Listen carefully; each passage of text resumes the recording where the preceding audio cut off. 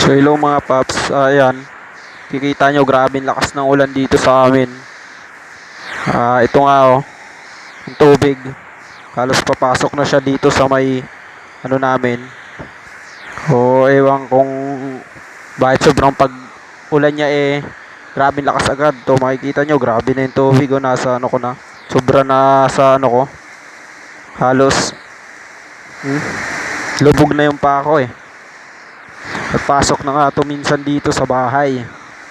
Kanina pumasok na siya. Ngayon binuksan ko yung, di ko alam kung drainage yan. Ang binuksan ko, medyo nag-unti-unti siya.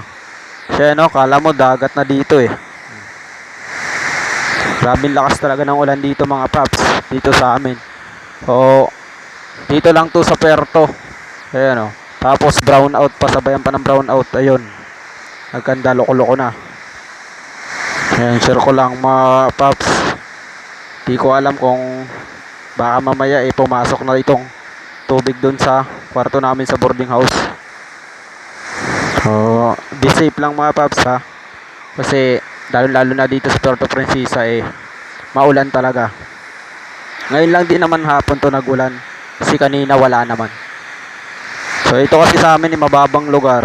At medyo, di ko alam kung may drainage dito. Na-stuck yung tubig. Mababang parte kasi ito medyo patag. Yan. Pasok yung tubig mga paps. So sana po mag-ingat lang po tayo mga paps. Kasi yun nga sabi ko, maulan. At tumataas yung level ng tubig dito. Ayun na yung mga taga Puerto Princesa. Dito lang po to sa may Medina.